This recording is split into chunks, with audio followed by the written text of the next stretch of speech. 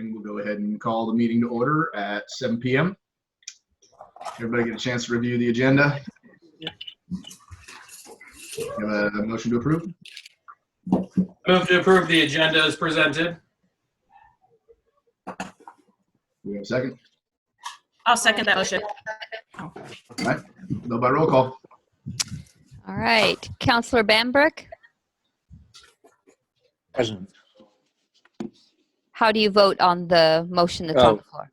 Present. Aye.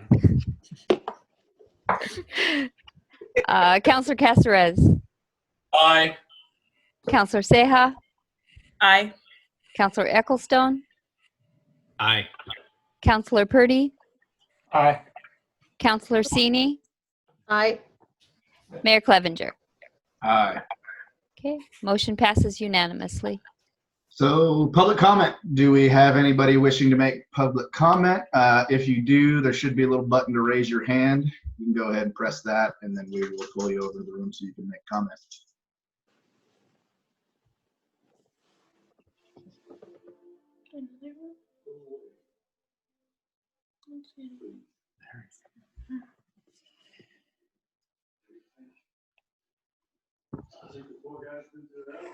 I'm not seeing anything, so, oh, yes, no?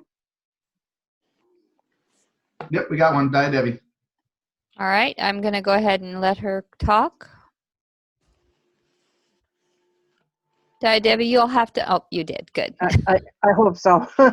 Anyway, I want to thank everybody, particularly our mayor, for all the wonderful work that he did, and the council members that Nicasio that helped with this fire and this situation. And I think as a whole, we showed a unified front in getting things done. And I would say that that's the leadership of our mayor. And again, I just want to thank him and everyone else, the fire department, police department, all you people in the office were just as important to answer our questions and calm our fears. And I appreciate that. And now I'll shut up for the rest of the meeting. You're very welcome, Debbie. I think I speak for everyone when I say that. Thank you, Debbie. How do I turn me mute now? I got you. Colleen will put you back over into the attendee section, and we'll be good to go. Do we have anybody else? I didn't see any other hands go up. So we have the consent agenda. Did everybody get a chance to review the minutes and all that good stuff? Anybody have any questions or comments or concerns? Do we have a motion? I move to approve the consent agenda as presented. Seconded. All right. Vote by roll call. Counselor Bambrick, Aye. Counselor Caceres, Aye. Counselor Seha, Aye. Counselor Ecclestone, Aye. Counselor Purdy, Aye. Counselor Sini, Aye. Mayor Clevenger. Aye. It's a unanimous vote, yes. All right. We have no public hearings, so on to old business. First item is the Tiny Market Village. So, and this is something that, just so that the community knows, is something we've been talking about for a while. And the intent is still to go in that property that we picked up over by Fort Bruin Park, correct?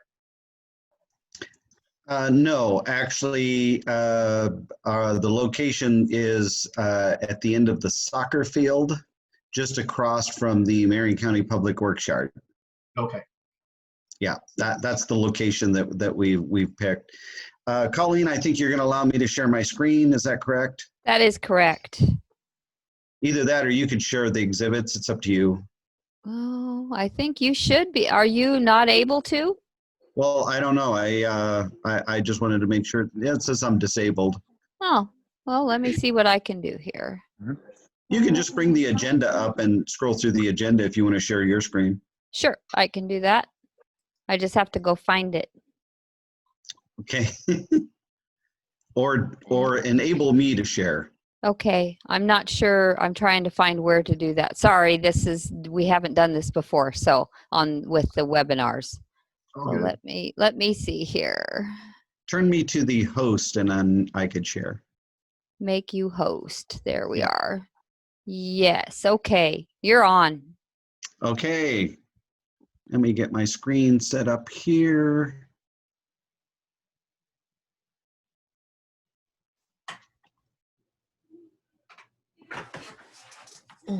Zoom attendees.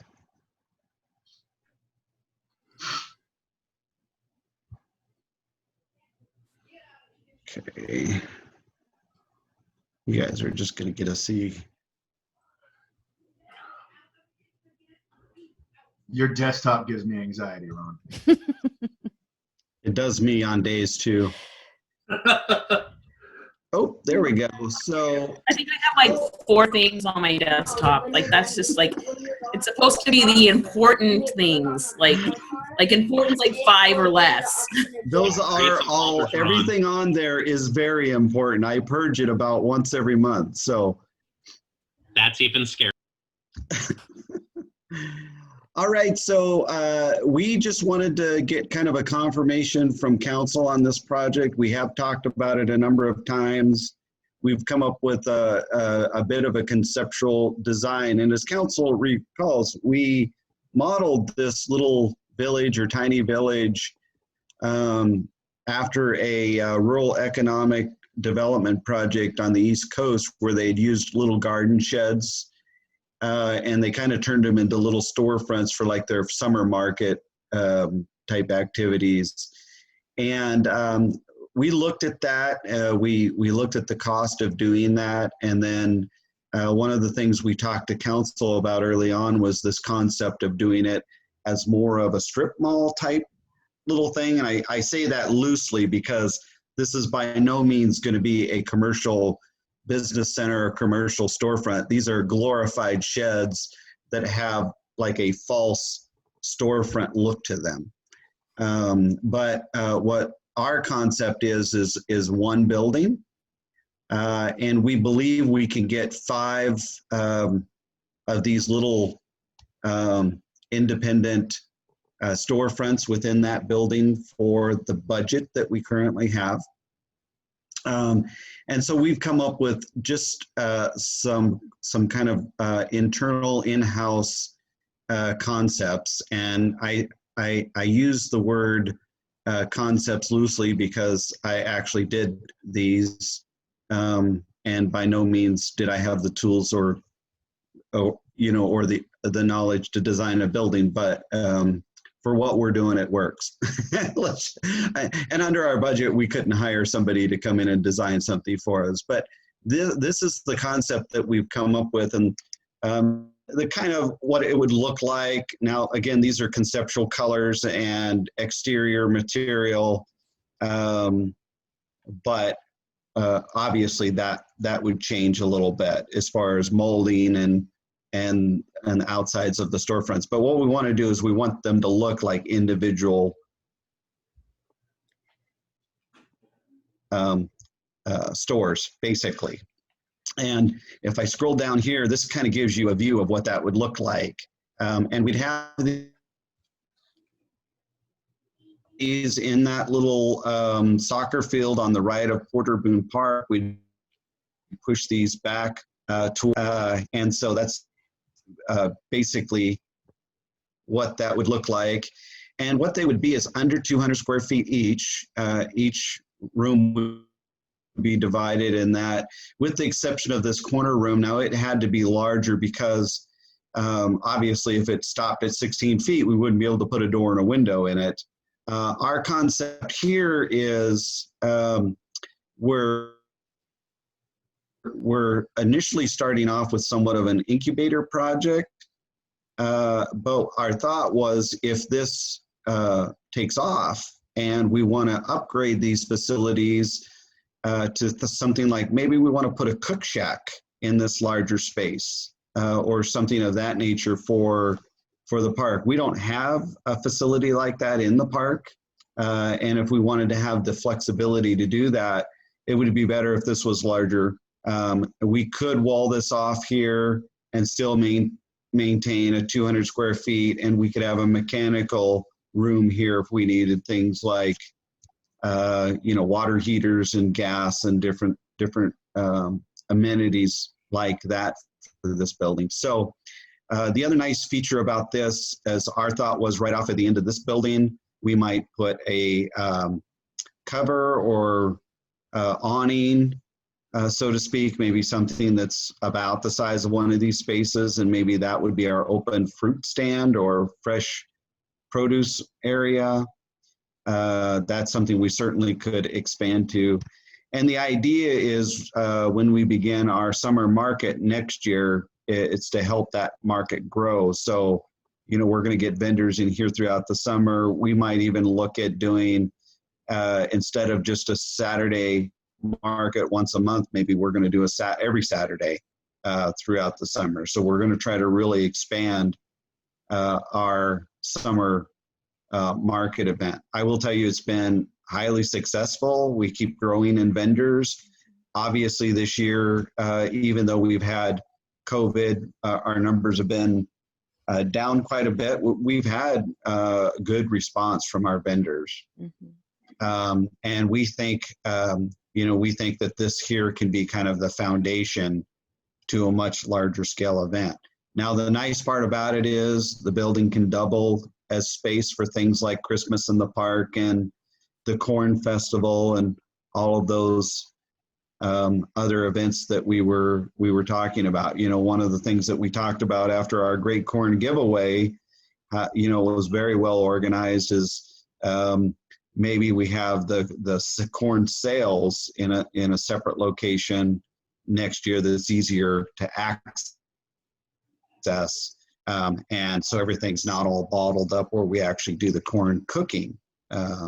And maybe that could be in a different location. So we see a lot of versatility in a building like this. Now, it would have power. That's the unknown that we have in the budget. We pretty much have the material priced out and everything that we need to do the project. The unknown that's out there is the cost of getting power to it, because we may have to run a separate power pole and a separate line out to this building. But that's really the only unknown. We would have a walkway, an ADA approved walkway and ramp that would take people up in front of the storefronts. And as time and money allowed, if it becomes successful, we could actually add, we could continue in this direction and maybe even come back this way and have a little courtyard there. We still see our food trucks being out, in this area right here, at least for now.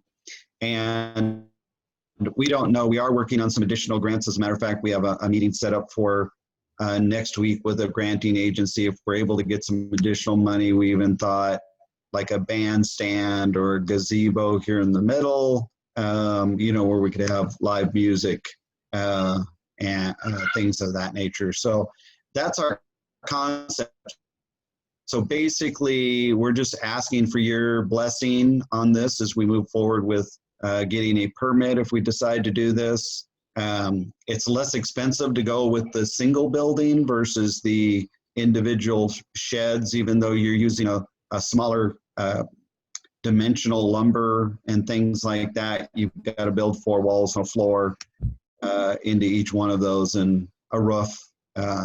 It actually pencils out to be a little less expensive to do this little strip mall concept here. And then that's just a floor schematic for the electrical.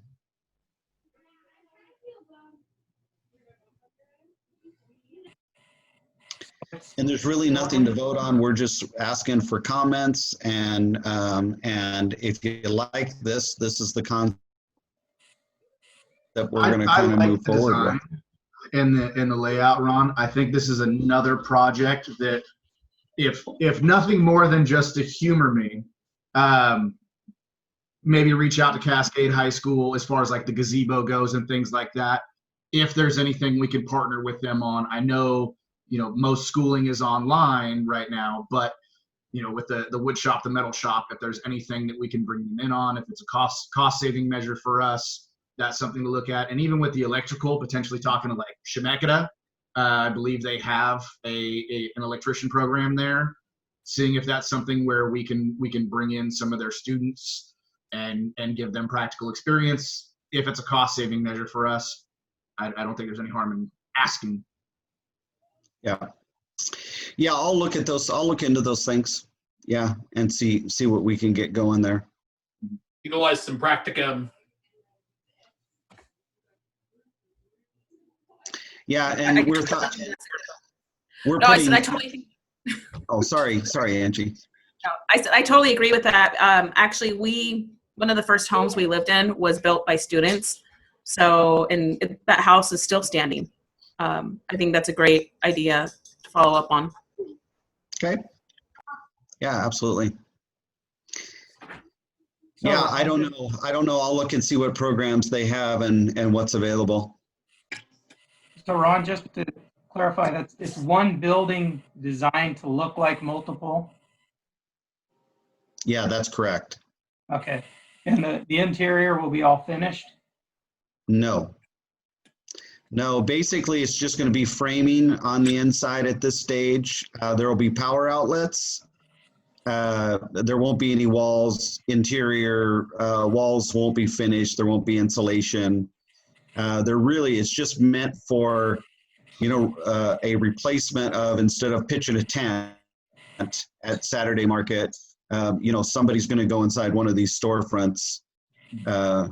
And as time goes on, if we can get additional grants or secure additional money in the city budget, then we'll look at, if it's successful and it starts to take off, we can put more money in it and finish the interiors and things of that nature. But really, this is just an alternative to plop in a garden shed, which is completely exposed and unfinished, versus this. So this is the alternative. The only difference is we're not building individual spaces, Right. Yes. Or buildings. So what we have planned here is within the budget. The only thing we don't know for sure is the electrical. So, When I say electrical, I mean to get electricity to the building, we might have to put a pole in. That could get expensive. So we're researching that right now and trying to get some cost. As far as the interior wiring, that's fairly straightforward and pretty easy. Yeah. Okay. Yeah, I'm good with moving forward. As far as the grant aspect that you were talking about, what percentage are you thinking we're looking at? Can you explain that question a little bit, Mayor? Or what percentage of this project would the grant pay for? Well, we got a $30,000 grant from Marion County, and that is the Community Prosperity Grant. We got $15,000 last year and $15,000 this year. In the city budget, council dedicated $20,000 to the project. So we have a $50,000 budget currently, which we think we're real close to being able to do this project as is for $50,000. We're working with a couple of other granting agencies. I don't want to mention who they are right now, but I think we're trying to get another $10,000 to $20,000. And then we could come back to council if we're successful, and we can talk about if we want to put any particular upgrades in the building. One of the things we want to do is, we want to put in some, well, I'll call it dark conduit, because this will be on a mono slab meaning just a slab foundation with thick edges. And so one of the things we want to do is we want to go ahead and put in just empty conduit that we can run electricity, as an example, out to the gazebo. And we'll want it to come off of the panel. The panel will be right here in this little utility area. and water. So we'll put in some dark conduit so we can get water into the building. That way, if we decide to upgrade this building later and we want to actually have finished storefronts that's got hot and cold water or a restroom or whatever, it would be a little easier to do. Yeah. And I could see if this little village concept takes off and we end up expanding and adding to it, I could see a little restaurant in here on the weekends, things like that would be pretty awesome. But I So think it would with be this worth building- considering, since we've had a number of like food trucks, not necessarily this year, but last year, that were coming out, maybe even looking at potential hookups for them. I know a lot of them have it all self-contained, but it's nice having those hookups. Yep, we can look at it, certainly. So with this building and this plan, we wouldn't have any kind of limitations in the future with upgrades, and it's already kind of catered to our codes and everything that we have. Well, we're going to get a permit if we go with this plan. So we'll get a permit from Marion County. It will meet all the commercial, as far as the framing of the building and the foundation, it'll have to meet all the commercial codes in order to get a permit. Okay. So yeah, it's not meant to be a commercial building per se. We're not building it to be a storefront like you would see downtown. It's really meant to be a park facility concept, and that usually park facilities are not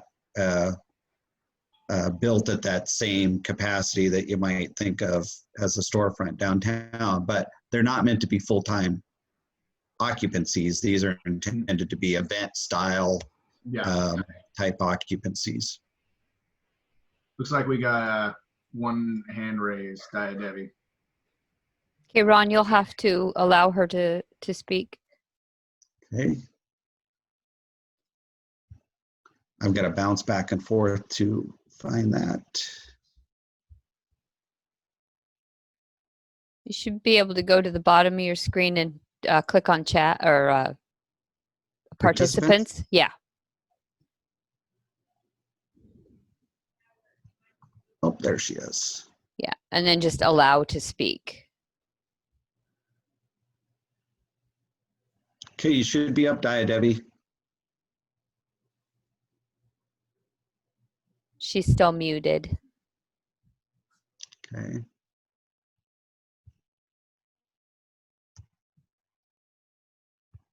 Well, it will not let me unmute her for some reason. I'm still showing her in attendees and not panelists. Well, she'll stay in attendees until she's not muted anymore. Okay. I think that's how it works. As long as you got her over from. I wonder, because we brought her in and then took her back out. No, she never left attendees. I just allowed Okay. her to speak, and then, yeah. Well, how do I give the host back to you? Down at the bottom, or hover over your own. No, hover over my name. Sorry.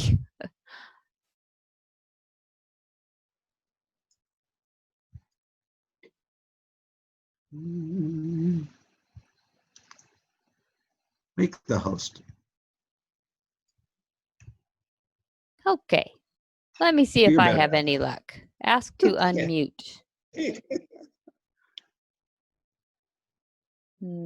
Okay. So I do show her as that. Okay, so at this point, I'm not sure why it's not letting her, but I can promote her to a panelist and then put her back in participants. So Yeah, just do that. I'll go ahead. I'll do it that way.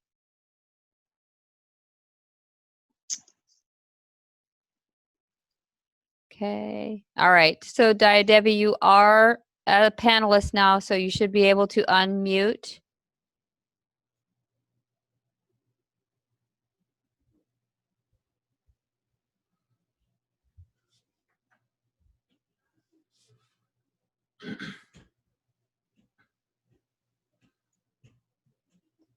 All right. I'm not sure why she's not.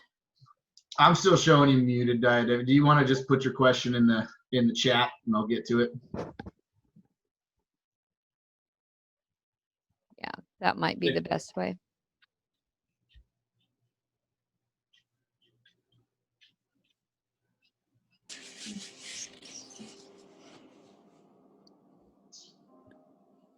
Ron, was this a specific company that was doing these buildings? No, we're going to do it in-house. Oh, okay. That's my only hesitation. I like the idea of maybe trying to get the school class to do the gazebo as a project. I'm a little hesitant to try to bring in outside entities on the building because our window of opportunity for the city is really short. Yeah. But I'll do inquiries. I would think with the building itself, maybe through Chemeketa doing some of the electrical because they're all either pursuing, their electrician license or whatever, that we may be able to swing that. But yeah, for the school, like the gazebo or something would be a nice project for them if we can make it happen and it saved us a little money. But again, with 2020 being what it is, may not happen. All right. Well, if you want to keep trucking on, Ron, I'll address Debbie's question when it pops up in the chat. So it sounds like council's good with this concept, so we can move forward on submitting some plans to Marion County and going from there. Yeah. Okay. Great. Yeah. I think it really jumpstart our economic efforts, to kind of promote economic development in our community, as well as just make things really, really attractive and make, I think, the Saturday market more inviting. So I think it accomplishes several goals, and I think it's a good launching pad for potentially some businesses to expand eventually. So it's exciting. Yeah, and I see it being very versatile. I can see, Christmas in the park. You could have, maybe Santa photos are in this big room here versus in the tents. Yeah. Not that it's not nice to have the tents, but every time we can improve it and upgrade it, make the experience a little bit more meaningful for the community, it's always nice to be able to do,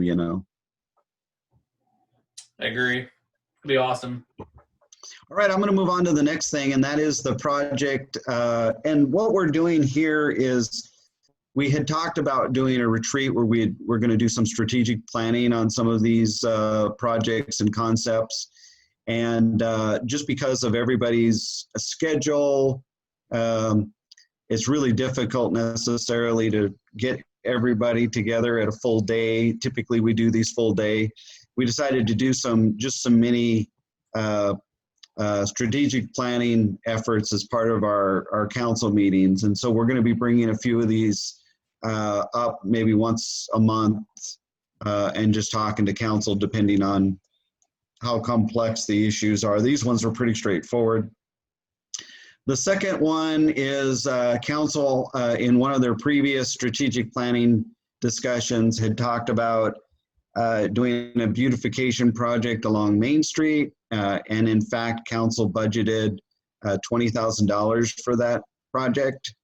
And so we developed a plan. We met with a number of the business owners in the locations that we were looking at. And in fact, we went ahead and ordered trees. You kind of have to order your trees in the summer and then they dig them up in the fall when it's a good time to start planting. And they prune them and get them all ready to go. So we put together a landscaping plan. Here is the First and Main Street planting items that we would be looking at. We've put together a budget. Now, there's some things that's not included into this budget. This is just for more of this material, but we may need some rock wall. There could be some bricks and different things like that, depending on what we decide or what we need to do as we get in there. But we have plenty of budget for the project. As a matter of fact, I think we'll come in under budget. I'll go down here to the schematic. This is the Lucky You coffee location. And this is the church across the street. One of the things that's not on here is you can kind of see where my arrow here is. This is the market store right here. That was originally part of the plan. One of the reasons that budget's a little low, that was originally part of the plan, and then they came in with a application to rent out part of their store. And so with that, they were going to have to do landscaping. Then they've kind of been going back and forth on could they do that or could they afford it. Since we'd already planned to do that tree planting along there as part of the budget, after this, I went ahead and told them that we would do that project since we were going to do it anyway. If we have enough left in the budget, I'd like to open a discussion maybe with the post office. If you've driven by the post office, their landscaping is basically just, it needs some sprucing up. There's some power poles right here, and for visibility area on the corners, we're leaving these open right here. And then there's a power pole and a guide wire right here. So this really will have that main intersection, will really improve kind of the look and feel of that. Now, we don't have agreements signed. We just have verbal agreements with the property owners at this point, but we are developing an agreement that basically we're going to put this planting in, and they're going to care for it. Meaning, you know, they're going to make sure that it gets weeded and all of that good stuff. And then, of course, by our code, we'll prune the trees. So we'll take care of the trees. But as far as landscaping beds, they'll care for those.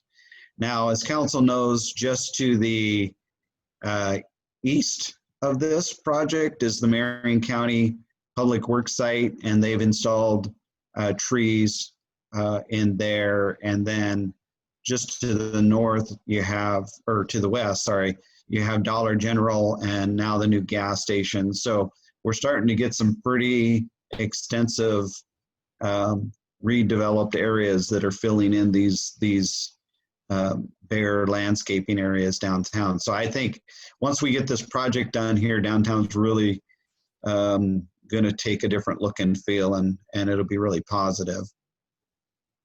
We just wanted you to show you that to make sure you got eyes on it. The trees are ordered. We'll pick those up after we get a good freeze, and then we'll begin these projects as time allows. Only thing I have with the trees, Ron, and I mean, Public Works always does a fantastic job, but as we've seen with the intersection there by the fire department, let's make sure we have clear sight lines when we're planting those. That's my only concern. And that corner does look fairly open so that we have sight lines. I worry about it because that's happened once already. Yeah. Well, the trees are pruned up 7 feet, which is the requirement in our code and in Marion County's code. So that's one of the reasons why we ordered them from the grower, so they can prune them and then let them grow up to that height. So doesn't mean people won't say they're obstructive, because, you know, unless you've got a clear line of sight, you know, sometimes people will complain about it. But I think we're fairly confident they're back far enough from the corner, and there won't be any foliage for the first 7 feet that people will be able to see fine. Any questions on that, council? Councilor Bambrick's had his name, his hand up. That was a while ago. It's fine. Okay. It's gone and passed. So other than that, are we good to go with tree planting? We'll move forward with that project as well. Yeah. I agree. Okay, I see some head shaking there. I'd agree as well. Excellent. I agree. Beautiful. All right, and then the final thing for our planning for tonight is I thought we would go ahead and revisit our logos. This was a discussion that we had. Again, it was during the same strategic planning meeting that we were discussing the previous two projects. And we had a number of conceptual logos designed. Part of this is to coincide with the new branding that we've been working on here in the community and to coincide with the vision plan. This was a design that council really liked. As a matter of fact, I think this was your number one choice. It kind of shows, a sun over, over the community, and our tagline, "A great place to live." It looks really, as you can see, we've inserted it on our city website, and we put it on letterhead just so that you could see what that looks like. One of the comments that we heard was we'd like to see it in a different font. So we went ahead and showed it to you more of a block font as well. And so that's what it looks like on the letterhead and on the website in the block font. And then this is the more, I don't know how you would describe that font, but I like the first font. I think it goes well. I like the first font because it's like swivelly and it kind of goes with the background and with the hill. See, when I looked at them, I liked the first one and the third one. Okay. So those were the two with the sunburst in it. And then this was another comment council said. We had one that kind of looked like our city entry sign, and they said, could we get that with the silhouettes different? And so this was the next one that we had. Is that the one that you have, Derek? That's number 3. I like that one. And then the first one that's in the packet, I like as well. Both of them are using the same font. It's just one has a background and one doesn't. Yeah. So we have 4 here for you to choose. The comment that we heard was this one seemed to be the one that garnered the most support. But they said, just before we close the book on that, can we try to work with the silhouette into something different than a repeat of the entry sign? And so we have this one and this one, both of these. And we're trying to display it both on letterhead and both on what it might look like on the city website. Now the colors can change. We just use these colors to separate them. And these are, we did, as part of our branding effort, we did choose a color palette for the city website. And all of these colors that we've chosen fits that palette, but certainly we could alternate the colors. I'm not a big fan of the last one, mainly just because I never actually learned how to write cursive. So that one I already don't like. It's not my fault, okay? That makes me want to vote for that one just for that reason. Everybody should know how to write cursive. They teach it in 2nd grade here, Angie, and I skipped 2nd grade. I really do like the sunburst ones personally, because I think they're very clean and they're easy to see, especially if you shrink them down and put them on different things. And really, the branding is a great place to live. That's our branding. It's not silhouettes. And so I really like that one. I do know the silhouettes are on our entry sign, and so if you want to pull that in, certainly one of these work as well. I just think that one is really bulky. Well, what does everybody else think? Because you and I are the only ones talking, Andrew. I'm a fan of the third one. So what we got one for 1 and 2 for 3. So I'm number 1. You're number 1. I'm number 1. What do you think, Nico? Number 1 better too. Yellow likes number 1 better. Yeah. 2 and 2. We're tying it up here. What do you got, Nico? I'm a big fan of the third one because it's really clean. It's really presentable. It's very positive, and I think, not to sound negative, but I think we've been in need of a rebranding and refreshing for a very long time. And for me, Yeah. the third one just really hits the nail on, really, playing up our positivity and our kind of, community image that we have, I think. So. Cool. So Larry? one with the silhouettes, Nico? No, the one that's that's under the letterhead and the website that has the sun. Okay, that's the first one. That's This number one. Oh, okay. No, not that one. The one under that. Oh, so Nico likes two. All right. What do you got for me, Larry? I'm in agreement with you, Mayor. Number one. There's a first time for everything. Oh, no. Ryan, what are you thinking? I like number two. Just block letters are cleaner. Number two? More professional. Gets the point So- across. I don't so- mind the silhouettes. Maybe the silhouettes with block letters. So it sounds to me, Mayor, that the 1 and 2, the two sun features are the ones that seem to have the most support. Well, by my tally, we have 3 for the first one. We have 2 for the second one and 2 for the third one.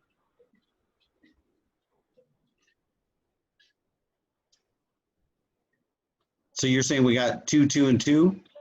We've got 3, 2, and 2. Oh, 3, 2, and 2. Seven of Okay. us. Okay, so we got 5 votes for the silhouette or for the sun, but 1 in block letter and 1 in cursive. Yeah. 3 in cursive and 2 in block letter. Correct. I like the cursive.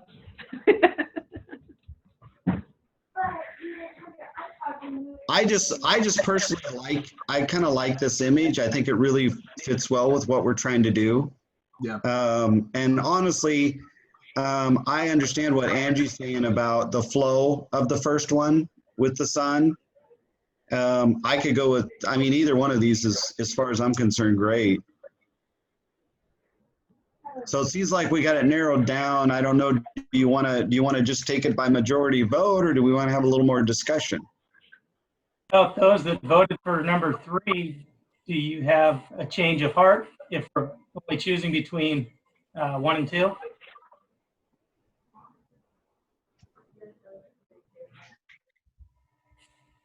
If we're changing or looking at 1 or 2, The 2 on the screen right now.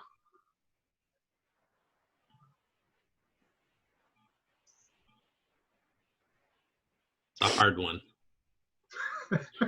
I think I would go with 1. With 1? Yeah. Who was our other one for number 3? I thought it was you, Mayor. Was it? I thought I was voting for 1, but okay. Well, then I'm going with 1. You liked 1 and 3. You did. Yeah, yeah. Well, I did like 1 and 3. Maybe I screwed up my own tally. So we're Okay. missing a vote here.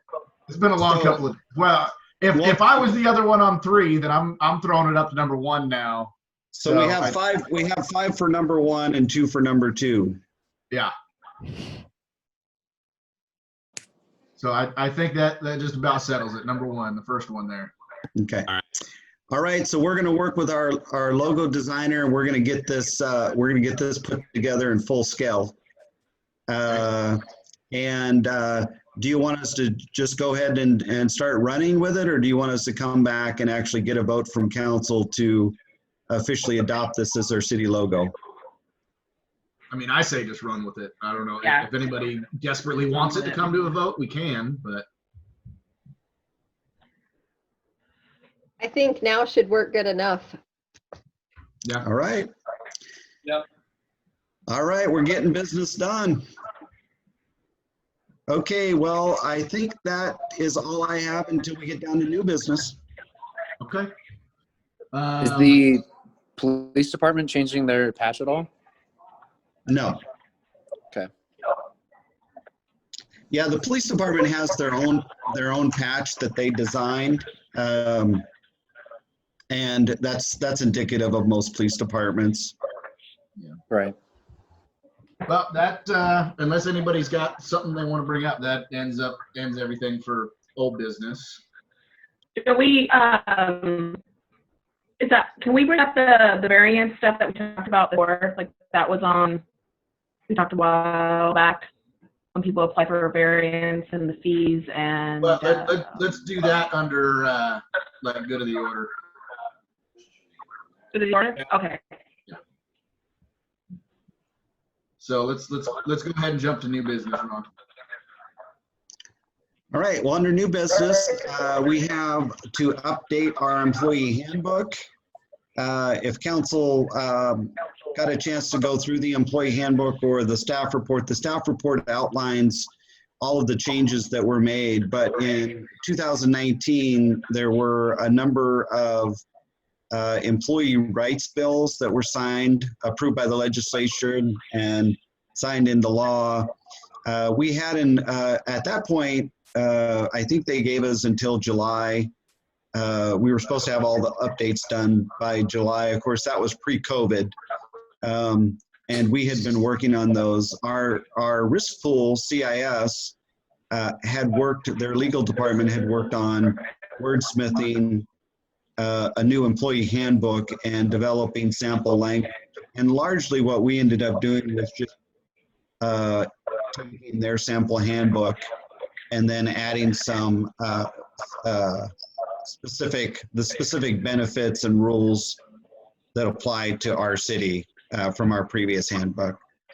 The significant changes in here that this council should be aware of is under the new rules, regardless of if you are an OFLA or FEMLA qualified jurisdiction, but because of your size, regardless of that, you still have to adopt and provide these certain benefits. So these are in addition to those rules as they may apply. So they basically apply to everybody.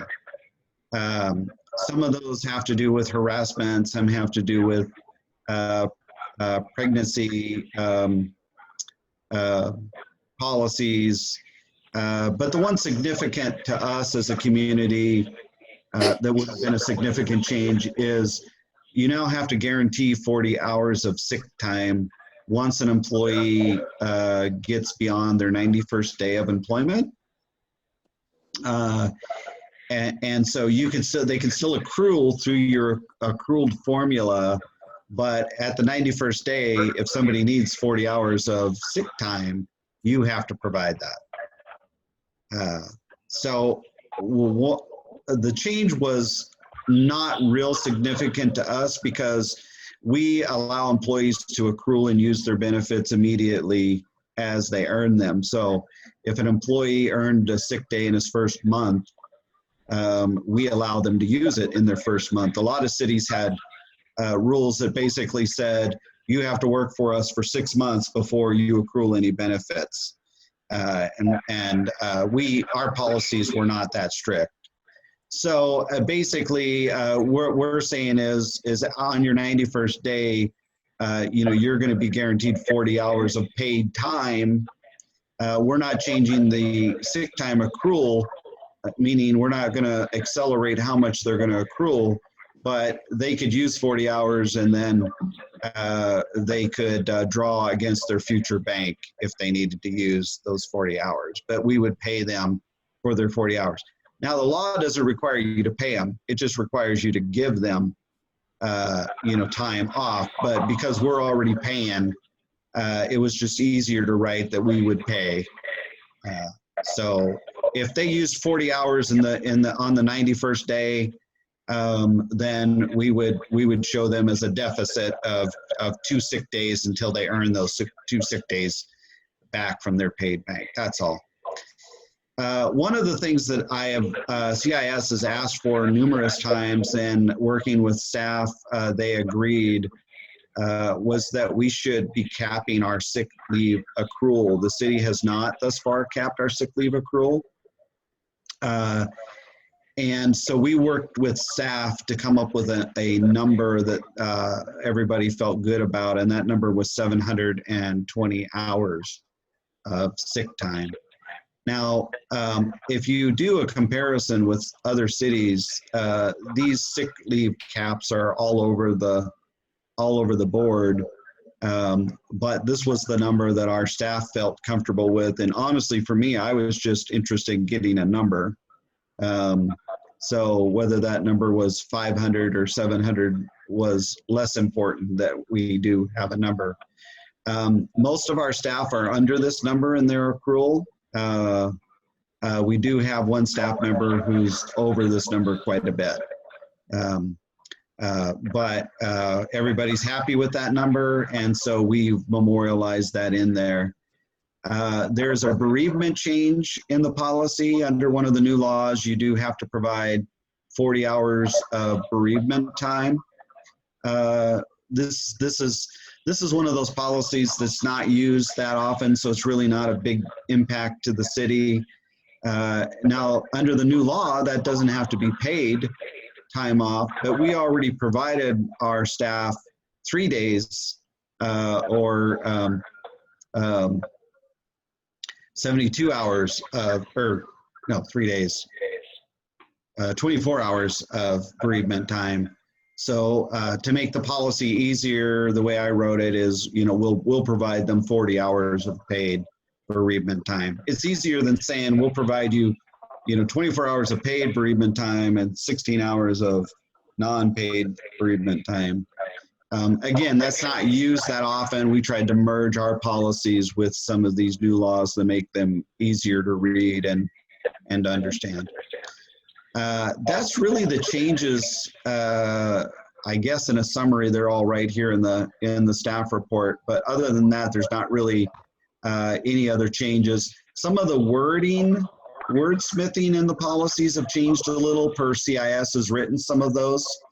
But for us, the policies are largely unchanged. For our one employee that's like way over on the sick days or whatever was the 720 hours you were talking about, what are we doing? Are we paying them out for those days? Are they just losing those days? No, the way we're doing it is sick leave under the city's policy has no monetary value. It's only good to be used as sick pay. So you're sick, you take a day and we pay you for it. When you leave the city or separate from the city, it has no monetary value. He has a little over, he's a long-term employee and has a little over 2,000 sick hours, and that person just will not continue to accrue until they fall below the 720. Okay, so they still have those hours in the bank, they just don't accrue anymore. They just don't get any additional ones, yeah. I just, even though we're cutting it, I didn't want them to lose out on a benefit that they had previously earned. So if we weren't paying out, I was going to say some sort of comp time or something, at least a little bit, so that, you know, the employee isn't losing out on something that they earned. But if they're keeping it and they're just not going to accrue more, that's fine. Yeah. I have a question. So if it has no monetary value, why do we need to put a cap on it? Like we're not losing anything.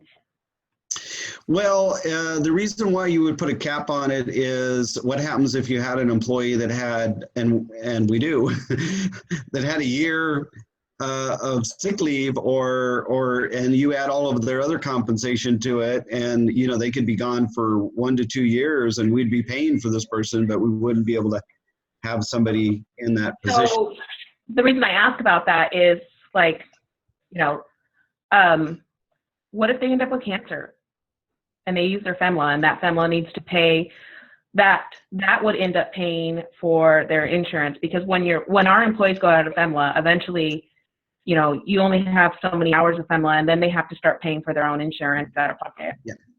So, and we have a donated sick leave bank, and so if there was a catastrophic event, we're really talking about when we're putting on these policies, our concern really is, you know, people that just take sick leave as a regular event. If somebody had a catastrophic event, there's 20 some odd employees, and I guarantee you we would make sure that person got the treatment that they needed and were covered. We'd work around it. So like,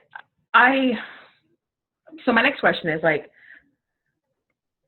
we have our proposed motions down here at the bottom, you know, someone can propose to pass it as presented or with modifications or, Yep. Like what if I agree with everything but like one thing, like I don't agree with, Well, what don't you agree with it? Let's talk about it. I'm not in favor of, if it has no monetary value, like I'm not in favor of putting a cap on sick leave. If they're going to leave, that's just something, because I know from experience, not just within myself, but with other people, I've known people that had to pay out their It has no monetary leave if they were to, or monetary value if they were to leave employment Yeah, with so the we're city. not- It does have monetary value in the time that they're taking off. Yeah. Yeah. So Those are paid days that they Yeah. are taking. It's just when they leave employment with the city, they don't get to cash those days out. Yeah. And just so that you know, Angie, 720 hours, that's like 4 That's a months lot. of paid Yeah. sick leave. I mean, FEMLA only covers 12 weeks, yes. right? Mhm. And so that's a lot of sick leave. Most cities are like 360 hours. So, for example, if we were putting a monetary value on these, Angie, that employee who has over 2,000 hours, when they leave employment with the city, their sick leave alone would be almost 9 months worth of pay.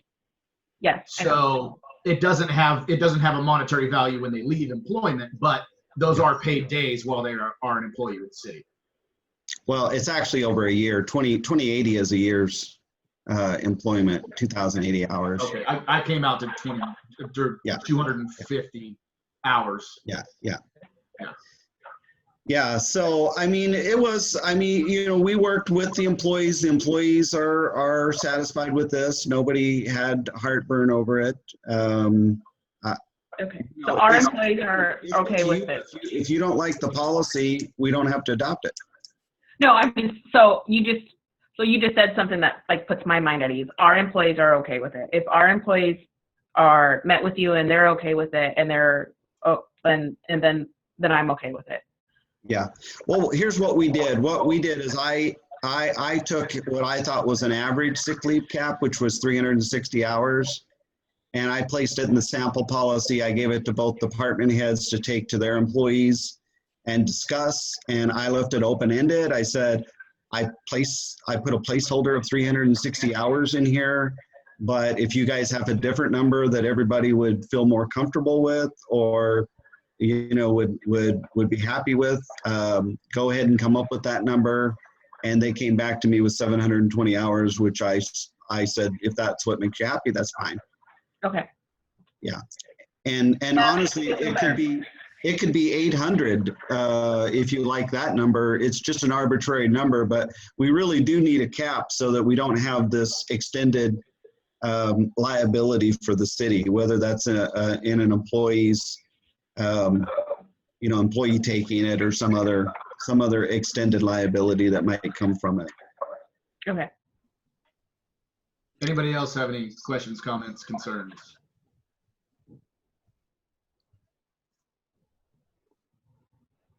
If not, do I have a motion? I move to approve. To approve the 2020 employee as handbook. presented. One of those was Larry and one of those was Nico. I think Nico said it first. I'll be happy to second Nico's motion. Okay. So we have a motion and we have a second. Go ahead and vote by roll call. So could you clarify, please, Nico, which of those options you were going with? I move to approve the 2020 employee handbook as presented. Thank So you. the first option. Okay, and then Councillor Purdy seconded. Yes, that's what I understood the motion to be, so. Okay, and we'll go for the vote. Councillor Bambrick, Aye. Councillor Caceres, Aye. Councillor Seha, Aye. Councillor Ecclestone, Aye. Councillor Purdy, Aye. Councillor Sini, Aye. Mayor Clevenger. Aye. That's a unanimous vote, yes. All right, moving on. Your report, Ron. Okay, I'm going to go through this fairly quickly, unless you have questions. To give council an update on COVID, we are holding at 37 positive cases within our zip code. That's greater than our city limits, but that's how they're tracked. So I just wanted to let council know our attention has been diverted a little bit, and I do have the chief on here just in case you guys had any additional questions about wildfire. He's been leading that effort. So we do have an officer that's assisting the sheriff's department with security and other tasks up the canyon. That's through a mutual aid agreement. And we're able to do that and continue to maintain our current level of service. So they're getting in overtime off their regular shift. And we think we'll be able to recover that overtime from a FEMA grant once this is over with. But I think from a city standpoint, I think the city fared through this event pretty well. The most difficult part we had was miscommunication or wrong communication. There was a lot of misinformation on, different posts on social media and different websites, and some of the counties had contradictory information that people were going to and getting. Really the chief and I spent our first day during this event just trying to sort through that and say, to say what the status of our community actually was. The chief and I really didn't feel like we really needed to go to a level 2 evacuation assessment, but there were so many mixed messages out there that we just decided that we would kind of accept how the sheriff's department branded the city with that threat level.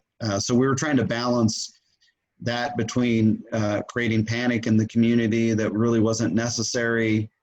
And we started to see that where people were hosing down their roofs and their yards and things of that nature, and making sure we had consistent information that was out there. So really what we struggled with through this whole event was directly communicating with the public information that was accurate and getting folks to understand that, listen to our information, because we're telling this to you directly. And yes, you can go to another site and there may be information that's different, but that doesn't mean that that's the information we're putting out. And we represent the city, they don't. So that was the most difficult part, but I think we were able to keep good, consistent messages. The chief and I coordinated extensively through this, and we tried to keep you folks up to date as things were happening, and the community up to date as things were happening as best we could. So I don't think it's over. There's still work to do up there. There's still a fire. The threat is much less, as we're not in any type of a threat level right now. But it'll be one of those things where we'll be communicating our concerns about just how the channels of communication work through this event and where those weaknesses were. Chief, do you have anything to add? On there? Are you on there, Chief? I'm here. I think you pretty well covered it, Ron. Like I said, like Ron said, we did keep in constant communication. Ron probably got tired of hearing from me, but I think that we, like I said, we try to keep the community aware of what's happening as well as the council. So I'd take any questions if anybody has any. I just want to thank both Ron and the chief for doing a stellar job of communicating not just with each other and us, but just with the public. And I think it was very refreshing, and it put a lot of folks at ease hearing from leadership, on what was going on in our community. So I kind of want to just give you guys some kudos. I also appreciated, Chief, you guys posting just some clarifying information regarding the incident that took place on Facebook, just so people kind of had an idea what was going on, you know, without divulging too many details, obviously. So you guys did awesome, in my opinion, with that. And have we heard any other reports of just suspicious activity going on, you know, other than that, Chief? You know, we get reports every day and stuff about somebody that they think suspicious or something else, and obviously we go out and try to investigate those. But to the best of our knowledge, we don't have anything going on in Aumsville that we, you know, is sinister at this time. All right. Yeah, I think it's important to point out, you know, Clackamas County just came out with a report saying that they had like a 450% call increase for suspicious activity, claiming that people were looting, claiming that people were starting fires, but the number of those that were actually, you know, founded was right in line with what they normally see this time of year. There's been no actual like increase in these crimes happening for them.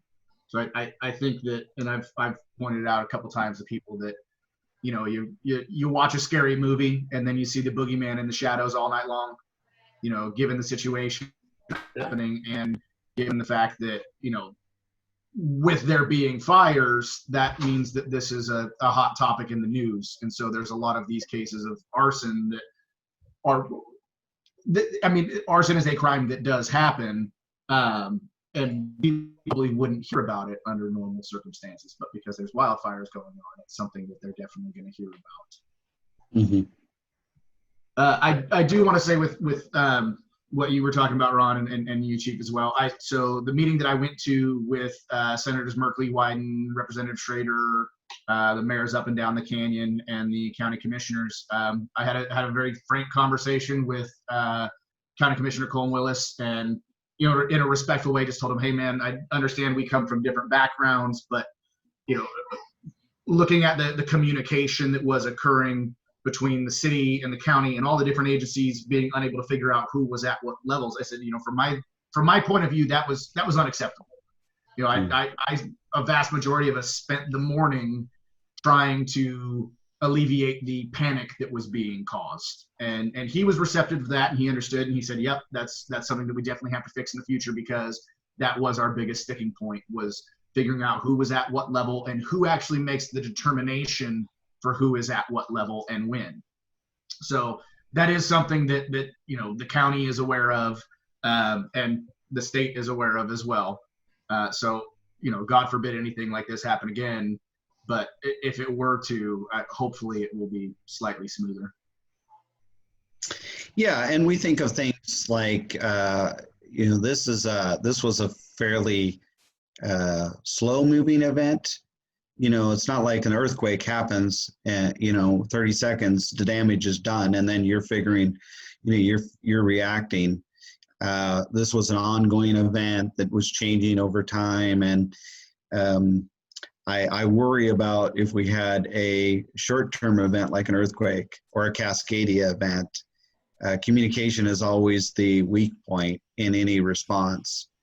And so that's something that the chief and I, we're actually meeting, if our meeting's still going on, it was scheduled pre-wildfire next week with Marion County Emergency Management. We'll be discussing at that level with them some of those concerns, and really with the intent of, so how do we address it for future events? Because we don't want to just repeat the same thing over again, right? And so that's always a discussion in our emergency management meetings. It's been that way since day one, and I'm sure until we figure it out and then go through an event where everything works smooth, it will continue to be part of that discussion. It might be worthwhile at some point, obviously, once things kind of, you know, settle down and we kind of start collectively doing what we can to help the folks affected by this, maybe to try to strive. And everybody doesn't have, you know, everybody's time's limited, but I think having some sort of tabletop drills maybe annually with our emergency management partners would be kind of a worthwhile venture, I think, to explore going forward. Yeah. Yeah, and I think just the lessons learned from this is through COVID and through this recent wildfire event, the tabletops exercises wouldn't really do us any good because everybody went outside of the parameters of what you're supposed to do. So, you know, nothing in COVID, nothing in this wildfire worked as you would work in incident command Right. through an exercise. So that'll be one of our other discussions. It doesn't do us any good to train one way if we're actually going to implement just kind of an off-the-cuff system every time an event occurs. So that's one another thing that we're discussing. But I think from our part, I think we did communicate well with the community, and we'll continue to do so. We're going to continue to warn about the hazards of the air pollution level and make sure people are just staying as safe as possible. And we still have a COVID epidemic going on. All right, one of the things that I wanted to tell you is that our business relief fund is just about depleted. I think we're working with one business right now, and that may end the business relief. It was kind of surprising. I thought our businesses would like absorb that money the first hour, the first day or something, and it really was a lot of work getting that money out the door, most of them. And a lot of them said to me, you know, we really don't need it. We're doing okay. And so on one hand, that was actually really good. I think there's about $4,500 in there. We've got a couple of candidates we're working with. And then that fund will be depleted. So it served its purpose. We did get a $2,000 grant from the Pacific Power Foundation to help with the upgrades of our community center kitchen. We have some money in our, we didn't budget a specific project for this, but the council did discuss this as a project in our strategic planning meeting last year. And we just said we'd go out and get some grants for it, and we could fund the project through our building maintenance fund. And so I'm not sure if that's something that we'll get to right away. We're going to try to prioritize the Little Village first and the landscaping project. And then if we can get some more grants and supplement some more of that fund, we'll do that. Website performance, I sent you an email tonight of a report that I plan on giving council once a month that just shows the clicks on our websites, the pages visited. It's just a little performance tool, and I'm sure you'll see that fluctuate with things like events like this as an example. You know, I'm sure September will have a little higher number, but what is it? I said I should show you the metrics on the mayor page because they went just from information getting put out went through the roof, which is usually what happens. But what that does average is post right now is reaching like 52,000 people total. Good, excellent. Yeah, and so this will be a tool just so that council can look at that and see what our most visited pages are, and it's a tool for us to know where we need to load additional information. And so that'll help with us. And now that we got the new website up and running, we've got a consistent brand working, I think we can start taking advantage, honing those tools a little bit more. One of the items that's kind of popped up here in Public Works is we have what's called a Hillside Mower. And what this is a mower that allows us to mow on a steep grade and it doesn't tip over. And our Hillside Mower is fairly old, and it's finally it's finally done. It's retired. And we went out and got some prices, and unfortunately anything that you do with Public Works is expensive. And our lowest bid is just under $50,000 for a replacement mower. Now, the mower that we're replacing it with is not the same. We have the Hillside Mower is a hydraulic mower, meaning it moves side to side with the terrain. The those are more expensive than that. What we've chosen to look at, I believe, is the mower that has a long extension on the side of it, so it just can't tip. And we're going to bring that forward to council for an action at the next meeting. I just didn't want to throw that on you without a heads up. If you have questions about it, you want to come out and see the old mower, if you want to see the bids and talk to us about the details prior to the next meeting, feel free to reach out to me and we can do that. And then last week, I think it was, maybe the week before, time's getting away from me a little bit. The mayor and I had talked about revisiting our youth council that the city had previously. There is still an existing resolution authorizing the youth council.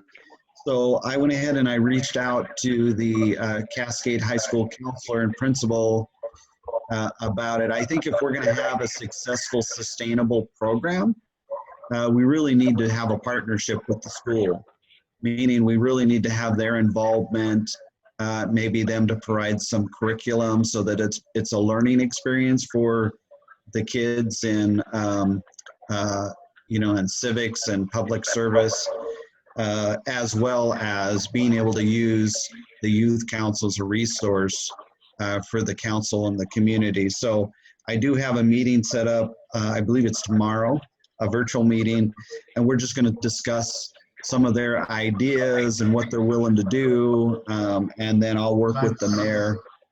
Pardon me? What time is that meeting? I'll send you an invite. I want to say, let me look here real quick and I'll get you the time. I think it's 2 o'clock. Yeah, I may not be able to make that. I have to Okay. Too. And so really my idea is to really try to put the program on to the counselor and the professional development crew there at the high school to really monitor and run. And then we can interact with it. I think it's going to be difficult, or it would be difficult, as we saw with the last council, to have, volunteers come and go, and it's really difficult unless you have somebody in a professional position to make those programs sustainable. And they were very receptive to it, Mayor, and they were very open to developing a program that would meet the needs of the council, as well as an academic program for the kids. That's all I have. I believe I've reported on everything. All right. So we'll move on to mayor and councilors' reports. Any of the councilors have anything to report?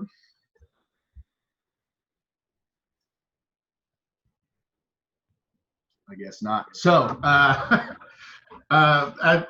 as I've been saying, everything with my next little trip over to Africa has been up in the air. I did get my itinerary today, so I will be gone from the 23rd of October until the 2nd of December. I should, like I said, I should still have internet access and everything, so if we're still doing the meetings on Zoom, I should have no problem attending those. However, it is another country, and I'm not actually on ground yet, so we'll see how that goes. If for some reason I can't, obviously I'll do my best to stay in touch and in contact with everyone. We did do that donation center from Thursday to Saturday. Big shout out to Mountain View Church, to Pastor Mike Klein. I think most of you guys know by now. I called him, and I mean, this thing was set up on about 2 hours notice. As soon as I called, he said, absolutely, let's make it happen. I mean, his congregation, people were showing up left and right to help out. As of today, all the items that we had left over have been pushed out to different groups. So Foothills Church in Staten, they took quite a few of the clothing items. And then a lot of the other miscellaneous items we had are over at Cascade High School right now. Total, I mean, we sent probably a dozen truckloads of items over to United Way. We had a few animal rescues come through and pick up, dog food and cat food and whatever else. It was pretty awesome seeing everybody come together that quickly and that easily. So big props to anyone who was involved. I did have, like I said, that meeting with Senators Merkley and Wyden and our Congressman Kurt Schrader. that also included all the mayors from up and down the canyon. They were real appreciative of what we had going on with the donation center. They are real appreciative of really everything Aumsville's been doing. They recognize that Aumsville PD has been very highly involved in everything that's going on as well. So I just wanted to pass that on to everyone. Realistically, rebuilding the canyon is going to be at least a couple year project, if not more.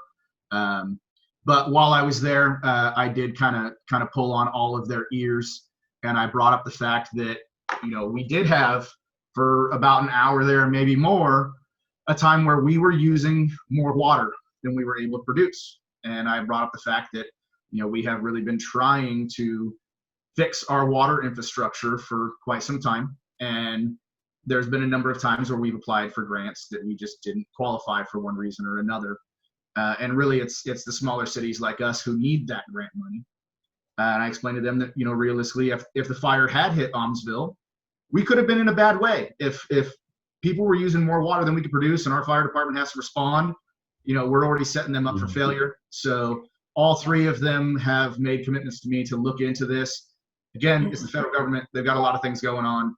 We'll see how that actually plays out. But I plan to stay on top of the issue with all three of their offices, since I did have face-to-face with all three of them.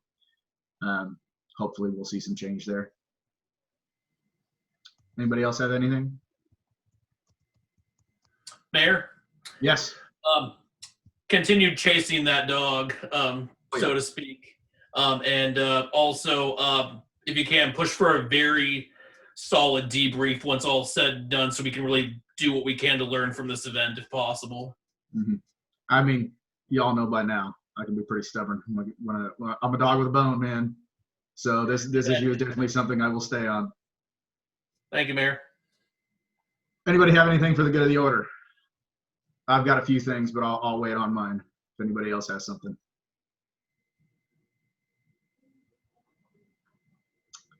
All right, so I had a couple of issues that were just things that got brought up over the past week. Some of them are things that we have talked about before, and some of them are new. First, I wanted to ask, since we've got Chief on the call, we did have a community member who brought up interactions with autistic individuals with our police department. Do we have a training program for that? Have any of our officers been through training for interacting with autistic individuals? To answer your question on that, Mary, yes. Officer Bird and Officer Buckles have both taken classes actually to deal with autism. And then we've also taken the CIT training, critical incident training, that kind of touches on that. It doesn't go into depth on it, but we have a couple that have went into depth. And we actually have done very good. In fact, this last week, we actually had an interaction twice with a autistic boy that was lost in downtown. Okay. And we were able to comfort him and get him back with his parents and take care of that. So I think we do a pretty good job on it. What I would, if you could reach out to whoever had the question, what we encourage them to do is bring their child by to meet us so we can build those relationships with them before something happens and they're fearful or something of that nature. Yep. So that'd be the best way to handle it. That's what I plan to do. I just wanted to make sure that, if we didn't have something in place, that's something we need to do, but you're on top of it, Chief, so I will go ahead and make sure and relay that to that community member. Thank you. The second thing I wanted to bring up, which is something that we had discussed previously, and I feel like maybe it's something that just fell through the cracks with everything else that's going on. Conversation Ron and I have had a number of times with variance requests. Previously we had talked about, I believe, Ron, it was like $600 to do a variance request. Yeah, that's correct, and it's really just cost recovery. That's what it costs for the planner. But what we had done, if council recalls, is we changed in our development code a lot of the things that people were having issues with that would require a variance. So yeah, in effect, we've eliminated that. The other thing, we changed some of our administrative approval authority. So I can't really, under the normal circumstances, I can't envision most of the variance requests that we would have would be things like setbacks because somebody put a shed in the wrong location or something of that nature. And I think we I think we went to a fairly lengthy extent to be able to resolve it, as many of those without causing heartburn for the neighbors, Yeah. I guess, as possible. So I'm not really sure, if there's something specific. The difficulty that we have is a variance isn't intended to just be, I don't want to meet the code. Otherwise, the code means nothing. Yeah, and I get that. Yeah, the variance is because there's something unusual. There has to be something very unusual about the property that is indicative to meeting the code, right? So something about the property that makes it really difficult to be able to meet the code. And for those things, generally, it's through a land use application, and the $600 is probably a minimum fee for the other things that they're doing. And so I had a specific community member reach out to me, and I should double check when the last time this community member actually reached out to the city in regards to a variance, because since we've done the developmental code update, the situation may have changed. But it's the same conversation we had when I built my greenhouse. And I understand it's cost recovery. It seems to me that $600 just to ask the question is that's too much. Just to ask the question. I would be supportive of to a $50 fee to request the variance, and then if it's granted, there's cost recovery based on the cost of the project or whatever else. But $600 just for someone to apply for a variance seems a little off to me. Well, when you have a planner and an engineer, and the engineer is $150 an hour and the planner is $100 an hour, a variance is a land use action, and we have to hire those people to answer the question. So you have to spend the $600 before you get the answer. Mm-hmm. So the community would basically be subsidizing individual property owners' requests if you didn't put that out there. What we did was we took out the common issues that were of concern, and what we tried to address those in the development code. But remember, we get a lot of people that want to request a variance because they don't want to follow the code, and those aren't going to be granted no matter what. And if you make it where you put the burden on the city to pay for this in advance, what do they have to lose? They can put requests in to be outside of the code all day long, and they're not going to lose. There's a number of those that we could administratively say no to. We can't say no to a variance. That goes to the planning commission. It's a land use application. We say no. We tell them, what we tell them is when we get those requests, and I will tell you, Mayor, I've had, outside of your request for a variance in my 4 years, I've only had one or two others. Mm-hmm. Maybe because it's $600 to ask for one. No, I've only had one or two others where people said, could I get a variance?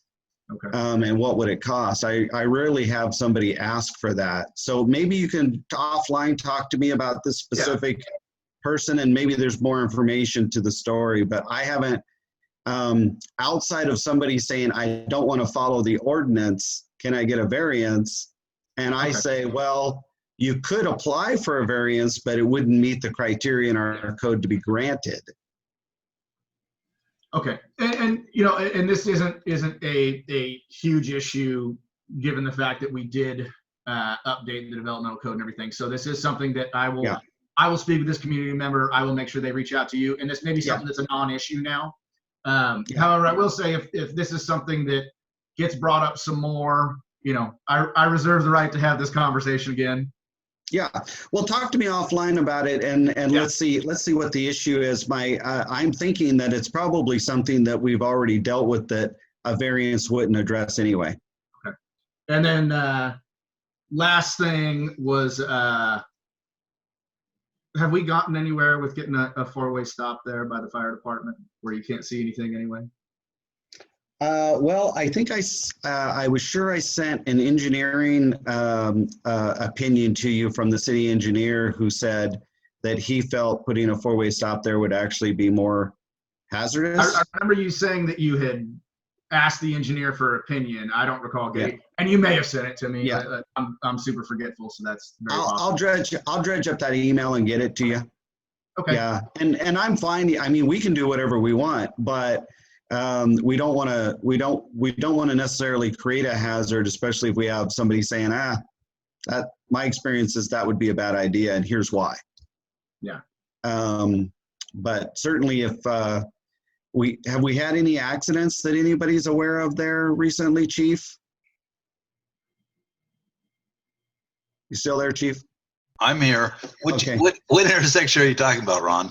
The intersection of concern, and I've actually, come out there quite a bit, so it's been a concern of mine too, is the one at Church and 5th. Yeah. The way it lines up there with the fire department, on one corner you have the fire department's sign, and on the other corner the home there has a tree, which it's I don't think it's the homeowner's fault at all, but kind of the way that grows, if you are traveling on Church, you have to actually pull out a little bit further into the intersection to see to one side or the other, whichever way you're coming from, either to see past the sign or to see past the tree. Yeah, the tree's been trimmed. That I do know. Public Works went out there and took care of that. Yeah. To answer your question, Ron, I think, and I don't have my computer in front of me, but I think there's only been one accident in the last year at that intersection. And that was more of a road rage incident where somebody ran into somebody because they was mad at them than it was an actual, result of the intersection itself. I mean, we've had a lot closer calls down at 8th and Church. And that does have a four-way stop, doesn't it? 8th and Church is only a 2 on Cleveland Church. Oh, Cleveland and Church. And even with that, we had an accident there last week. 5th and Church, I know I've had like at least 2 close calls there. But I mean, if the engineer is saying, hey, it's not needed, okay, that's just, since I've had 2 close calls there, it was a spot of concern for me. Well, and I mean, to touch on your point, I've been a little leery of that intersection myself. I just don't know that a stop sign is the way to go. Let me revisit that with the city engineer again, and see if he has mirrors up or something. Maybe there's some countermeasure that he'd recommend.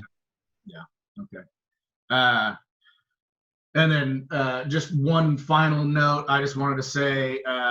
Larry, I see you're running against me. Wish you a great campaign, man. There's been a few people who have brought up the idea of us having a little debate or something like that. So we can chat offline or whatever if that's something that interests you. Just doing a little thing on Zoom to kind of talk to the community and where we both stand on certain issues. I'm open to that. But Mayor, I hate to interrupt, but just because this is a public meeting, I get a little concerned about. Maybe you can. Oh yeah, no, I'm not trying to campaign or anyway. I'm just saying, that's why I'm saying we could talk about it offline. I just wanted to throw that at Larry. I wish him a great little campaign and everything. Anybody else have anything for the good of the order? Did we do correspondence? We did get correspondence, so that's up next. Okay. I have some that I need to share as well. Okay. To let you know. Do you want to go ahead and share yours first, Ella? I can. Let's go ahead and do Received that. a letter from a citizen that he's asked me to read at the meeting tonight. So I'm going to do that. It says, I send you this letter to you as I have heard you will listen and try to help where others on the council do not. I've been a part of this community for just over a year now, and some of the things I see and hear, especially on social media, seem so inappropriate on the part of the mayor. I understand from my neighbors and daughter who have lived here longer than he, that he is a new mayor just coming on board last year. I am sorry, but he seems like just a young punk asshole with some of his actions on Facebook. I have seen him attack and bully so many citizens of this community just for what seems like they do not agree with his views. He seems to have it out for some of the ladies on Facebook especially. I have seen many now with a person named Fran who he bullies a lot, and that is uncalled for behavior from a mayor of a city. I've been on council for a big city and small city both, and this type of behavior has never been tolerated at all. So can you explain why it is being okay now? I hear people talking about this cup he made for his campaign using Fran's name on it as a joke for drinking. What is wrong with this community to support this type of thing? So what if a person does not agree with drinking or having drinking involved in community events? From what I have heard in the community, this Fran person is very nice, helps any and all people in need of help, and is genuine in her feelings to help others. I personally have not met her, but would like to. Why is it okay for a mayor of the town to ridicule and bully Fran or others as he does without anyone stepping in to stop him? I think he owes her a huge public apology. There is no call for this behavior from a public official. Another big thing I just saw yesterday on the video of the fires he puts online is how he acts. He is drinking beer and saying things such as government sucks and talking about his phone buzzing like a cheap sex toy. This in itself is uncalled for and unprofessional to be saying online as he did. Can this guy be removed from office and not allowed to run for re-election? If not, why? I, as a citizen of this community, want to see this guy stop this bullshit for good. We do not need his type in office here. Please read this at your next council meeting so all can hear. I know that I have been told you are a person to trust to do just this and make it be heard. Gus Bedwell was also a good council person, but I see the mayor has drove him away, hoping for good results.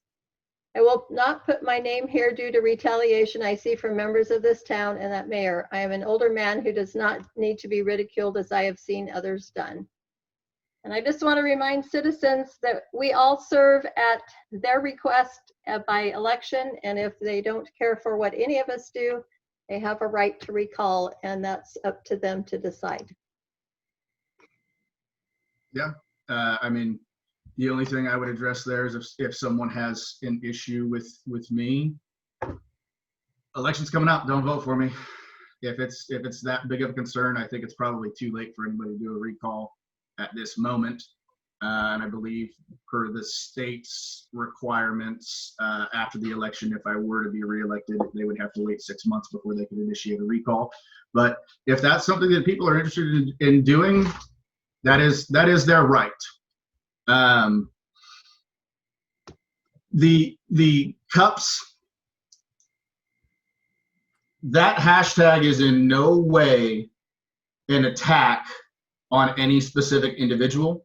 That is a hashtag that was created by a community member, not by me, that was largely used as a reminder to people for the change that they wanted to see. That name could be Fran or Karen or Angie or any other name. It is not directly tied to that individual at all. It is simply a statement from a community member that many community members have taken and run with. I do find it interesting that someone will call me an asshole and say bullshit in their letter and yet try and critique the way that I communicate, but that's neither here nor there. The other correspondence that we have is from the Aumsville Exchange Club, and I will go ahead and read that. Dear Honorable City Council members, on behalf of the Aumsville Exchange Club, thank you for the opportunity provided to us as volunteers to volunteer as workers at this year's Corn Festival. Your generous offer of allowing us to keep all donations given for extra bags of corn resulted in $3,174.85. These funds enable us to further support our local community through city programs and exchange programs aimed at preventing child abuse. We also thank City Administrator Ron Harding for facilitating this arrangement, and we look forward to continuing work with Ron on future city-sponsored programs. Signed, Sam McPhail, President, Aumsville Exchange Club. I mean, those guys were fantastic at the Corn Fest. They were working just as hard as everybody else, and their organization has been going out of their way to support all of our community activities. So, I mean, we can't thank them enough. And Ron, as always, I always say it, you're a rock star. I think given the COVID situation, the Corn Festival was a massive success, all things considered. Appreciate that. We got a great staff that, oh, go ahead, Ron. just on that, we've got a great staff, and I'll be honest with you, they organized that event seamlessly, so they did a great job out there. yeah, staff is, I mean, they're killing it. We got a great bunch of people working for this city. Awesome job, team. Thank you, everyone. Anybody else have anything for the group before we adjourn this meeting? All righty then. I'm seeing a hand raised from Diadevi again.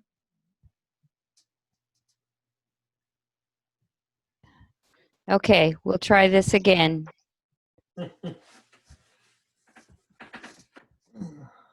Okay, Debbie, if you unmute. Okay. I did. Okay, so it's a few issues back because I've had my hand up for a while. I apologize about that. That's okay. Don't worry. Ron, city manager, would you, when you include the looking at the fire station, that intersection, could you look at also the intersection of 5th and Main Street? There's a yellow and white pickup truck always parked there, and maybe it's 8th Street, and it's close to the bar, and I can't see when I pull out. I'm always edging. So since you're getting somebody out there to look at things, could you look at that one too? Thank you. End of story. I don't know what to do. No, don't worry about it. We got it. Thanks. If there's nothing else, we can go ahead and adjourn the meeting at 8:41. Thank you, council. Have a good one, everybody. Thank you, everyone. Have a good evening. Good night. Good evening.